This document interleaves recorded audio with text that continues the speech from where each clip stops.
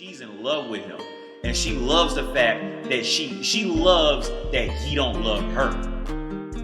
But like for like legit and independent motherfuckers, see, this is what the motivational speakers ain't telling you. Yeah, you can do this and all that. And they just say you that dream just to sell you that fucking like 3 minutes of feeling like you in heaven by imagining this shit, right? But the real, like, when you independent, like, ain't nobody getting ready to come hold your hand. Nobody's gonna congratulate you. Ain't nobody gonna ain't no music you already play when you get some money. Ain't no you dude. There'll be days you will go out there and you will work for weeks straight, and you've been done and you have lost $50 after the whole thing's over. And then there'll be other days where you put in no effort and you bringing in thousands doing nothing. Right? That shit is a volatile roller coaster ride. It's more volatile than cryptocurrencies. All right, that shit is when you are on your own and independent, dude. There's so many. I remember my ex-wife knew a dude who was doing that, and we talked about this, and I would tell her the same shit. And she told me how one of her friends' husbands had went through that. He owned like a big legit. I forget it was some type of big business. Like, you know, it actually had like buildings and shit, right? And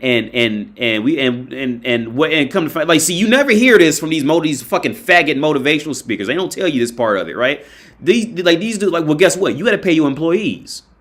Well, guess what? What if it was that month where you didn't make enough money to even pay yourself? Well, guess what? Now you got to come with money to pay those employees.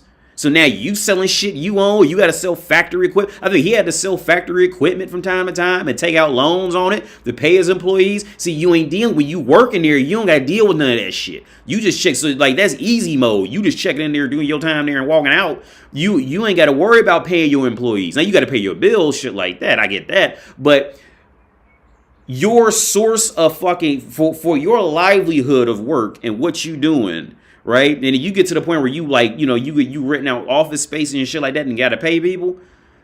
Okay, see what these entrepreneurs they ain't telling you is, you ain't gonna have a whole lot of set income. A whole lot of motherfuckers ain't gonna have a super guaranteed set income. I mean, nowadays, nowadays things have got a little different because there's so many things you can invest in. But even nowadays, things are getting far more volatile, so that's kind of falling apart now. So there's going to be months where you're just not going to have any money. But guess what? Your 8 employees who got kids, they put in their time that week, and you got to pay them. So guess what happens? Well, that's what happened to my friend. He ran the international ambulance business, which I had no idea. There's this international ambulance business where they would fly, like special people, like to different countries, because there's ambulance services where they have to ride airplanes to get them to different countries. There is an ambulance service like this. Like you have like an ambulance car that drives you to the hospital. Where there's planes that do this shit that fly internationally, and he owned one of them. Right? I told you, I mentioned them before. When that COVID shit happened, he had like, well, he's like $3 million in debt, right? He's like $3 million in debt after all that shit was over, because he had to sell his shit, get rid of all his shit to pay them employees off, because they had to close the business and all, because when that COVID shit kicked off, you couldn't travel, so his business he went under. And this is what the Mark Cubans ain't running around telling you. See, Mark Cuban's living that shit day to day for real. Just because that motherfucker sitting up with millions don't mean he can't lose millions in 2 weeks. All right. Now, he's still got a name for himself, so I think he's got that going for him. Everybody knows who Mark Cuban is, or these motherfuckers on what's that Shark Tank and all that shit. If they got a name going, they got that. But there's a lot of motherfuckers out there who don't have a name for them. You see what I'm saying? But they still juggling millions like that. And my friend, he's back in Canada right now. That motherfucker, he had to celebrate. He was fucked up. And every time I talk to him, he goes on about, hey man, I always ask him, like, is there anything I can do for you? He goes, well, you give me $3 million, that'll help out a lot. Like, motherfucker, I don't have $1 million, all right? But here's the thing, look, just because you get $20 million don't mean you can't lose 30. And that's them faggot inspirational speakers they don't want to tell you that side, because they try and get that money out your pocket and get you to buy they plagiarized books. They plagiarized books. They even took from other motherfuckers. They trying to, because they get in your pockets with that shit. They ain't tell you the reality of it. Now, and so with all that said and done, it really comes up to the individual and what they're about and what's going to make them comfortable and what they really want to do. and why they doing it. Like, because I mentioned before, like, I don't fit in. Like, I've always wanted to be that guy who walked into the office carrying his coffee cup and be like, "Hey, Ron, how's the kids doing at home?" I always wanted to be that motherfucker, you know, with his belly hanging over his khaki pants and shit. Like, "Hey, Ron, how's it going? Did you watch the game last night?" And crack jokes and, you know what I'm saying? I always wanted to be him, man. Motherfucker with his pants, with his belly hanging over his pants and shit.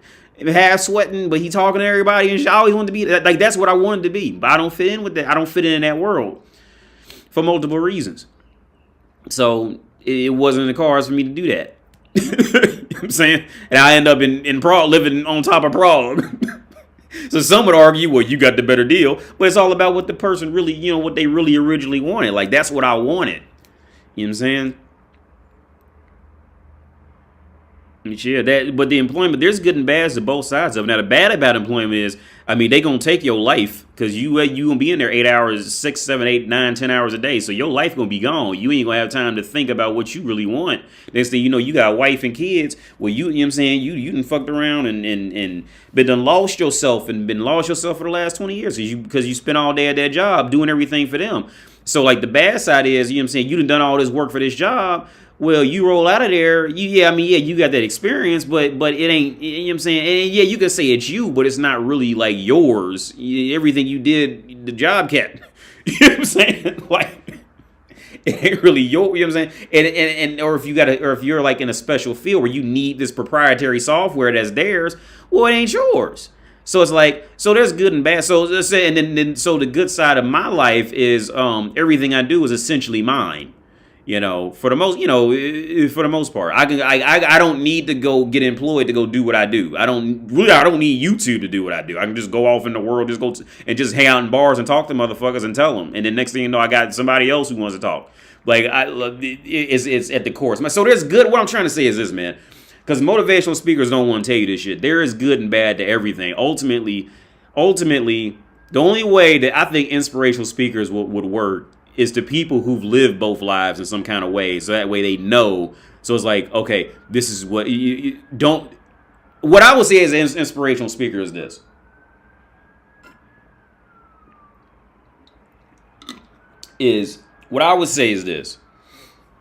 no matter what life you pick, there's gonna be good and bad sides. 1, 2. You never really gonna know what you want until you've had a lot more shit. So until you've had different lifestyles, you always gonna look at somebody else's life and think that they got it all together. Which nobody has it all together. Everybody's fucked up. Everybody you see walking this earth is fucked. Is something's fucked. If it's not money, then it's mental. If it's not mental, then it's social. If it's not social, then it's something else. All right, everybody's fucked up. They just putting on this fucking Instagram bullshit act. Right, or you see him driving a Tesla or a McLaren, and you look at, oh, he got it all together. No, that motherfucker. Trust me, dude. This is my profession. I work with motherfuckers who are living at home with their parents, to motherfuckers who got so much money they don't know what to do with it. All right, and listen to me. I will tell you, this is what I do as a profession. Everybody has something going on. Money is not gonna fix it, and being broke ain't gonna fix it. At the end of the day, it's up to you and your mentality. And enlightening yourself into the realization of reality. That's it. That's my opinion on it, man. See, let me go back. These Czech women, these Russian women, these Ukrainian women. This is another reason why I say this is a godsend. Like, social media and all this was a godsend for women. This internet and social media, because these Russian girls. I've never been to Russia, but I can tell you pretty much how these Slavic women are built. These girls are nothing special in Russia. Physically speaking, they wouldn't turn. I mean, they turn their head at a nightclub to get some random cock. But, like, other than that, nobody's going out their way to deal with these. They are not some real. See, here, this is the reality of how the world works, especially with this online social media shit. And this is why women are just flourishing in it. These bitches ain't worth. Bitches are worthless in general, right? But this physical quality, like, out here would be like. You'd be like, oh, well, you know, she looked kind of good, but you ain't getting to go out your way to, you know what I'm saying, you ain't gonna follow her on Instagram and all that shit like that, you know. But in America, these women, listen to me, these women know what UK women are like and American women are, they sit up and talk about where they can sell being skinny and having their hair done and all that, and the men who will buy it, right? Who want to follow them and look at them, they'll just look at them on the internet. They know. These bitches, that's why they are crying and fucked up and all that shit right now. They yeah, because they had to sell that pussy to men who are surrounded by pathetic women. But physically pathetic women. And it came to an end. Hey, just like when Lana Rhoades cried when her Instagram was deleted. Well, yeah, and Lana, oh yeah, because she ain't nothing. You know what I'm saying? Well, okay, in America she probably is a little something because most of the bitches there are just fat and retarded. So as long as she's just not fat, well, that's 70% of getting her out of that into the league of goddess in America. But she's nothing, no, she's nothing more than any other 18, 19-year-old girl. Nothing. But she goes to fucking, middle Ohio. Oh, she'll be a fucking goddess out there. But she takes her ass to New York City. You probably won't even get noticed out there at all. She goes out to a place like New York City, go to Manhattan looking like that. Ain't nobody gonna pay her attention. But she go to fucking Cincinnati, a motherfucker will remember her. Yeah. Here's the thing. Now, just entertain me. Like, let's say we fast forward, 200 years to the future, some shit like that. 200 years in the future. Wherever. We get to the point. Let's say we get to the point where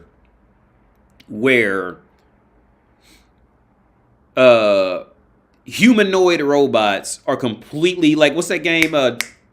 Detroit Becoming Human. Let's say we get to the point where humans are completely fucking you can't even tell the difference that this motherfucker is a robot and is not a human type of shit. Like Detroit Becoming Human, that video, which I thought was a good video game, by the way. I didn't think I would like a game like that, but I played that shit all the way through.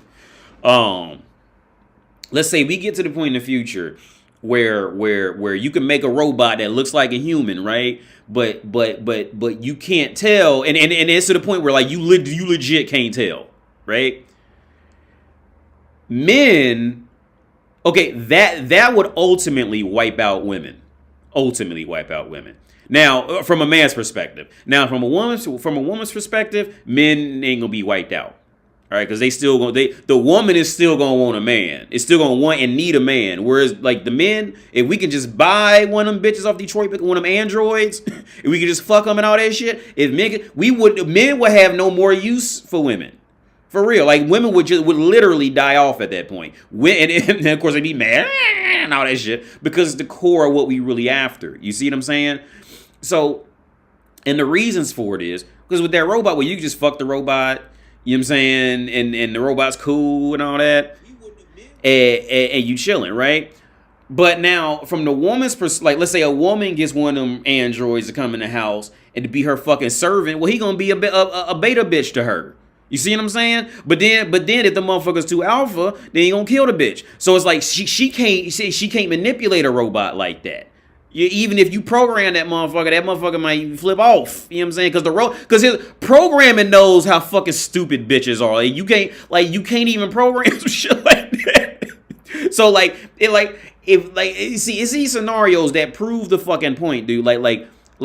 Who is really wanted and who is really wanted and needed, and who would actually be welcomed when it comes time to actually legitimately have to survive. Most men, if again, if you were to put a fucking sexual android, not even say if you put an android, a woman android for a man and a man android for a woman, the man could fuck around and take the woman. He can get used to that woman. Well, there's a Twilight Zone episode about that. The man could get used to the woman android and be cool. All right, cool. I'm out. Peace. Deuces. But woman can't know. Woman would have no. But here's the thing: the women would eventually just die out because more men would just be like, okay, yeah, I don't need you, Sharon. I got Sicily 9000. I don't need you. Sicily 9000 cooks. She shuts the fuck up. She fucks. She don't get on my nerves. She sits. She lets me play the video game. She gets me a beer when I come home from work. She don't nag. And what I'm gonna do with you, Sharon? Wonder if you're gonna be in a good mood when I come home? No. You know what I'm saying? Because she's sharing with Alex 9000. She can't manipulate Alex 9000. She can't make Alex 9000 truly jealous because it's a robot. He ain't gonna be truly jealous. He ain't gonna be truly worried about her, hoping she likes him and all that, or have that natural human reaction of fucking emotional manipulation on each other. She can't do that with a robot for real. For real, because it's a program. That's not a human. You see what I'm saying? She can't. So she has that other way around. She don't got a whole lot of use for that other than maybe like a weekend away with the motherfucker, and even then she don't get tired of it. You know what I'm saying? Because she can't manipulate that shit. A while back, I did a video on Patreon a while back. This is one of my first ones I think I put on Patreon because I did it before. I just ain't never posted. Where that bitch did a whole video. She did a whole video on mental health and all this. And at the end of the video, she pretty much says, look, the only reason this bitch had to the only reason she got hooked on like 8 different medications and had to see 5 therapists and all this is because she secretly dreamed of telling the alpha who pumped and dumped her, the alpha who pumped and dumped her coming back to her, asking to take her back, and she can stand next to her and all her other hussy friends and tell him, no. The whole video, this dingbat mental illness bitch, the whole video was made just so because she wants to live this dream fantasy where the dude who came and pumped and dumped her raw and bounced on her ass, and she probably had to have an abortion and all this shit, so she fucked up because of that. Her whole life journey with this medication, all this shit, is because she secretly dreams and hopes that this dude who don't give a fuck about her is gonna come back into her life. She invites him over, and it's her standing over there with all her other hussy friends drinking, and he's like, please won't you take me back? And they all go, ha ha, no. Like, that's how pathetic they are, man. They dumb as hell, man. Cause they stupid. But motherfuckers will give her some attention because people want to fuck you. Just want to fuck her. That's it.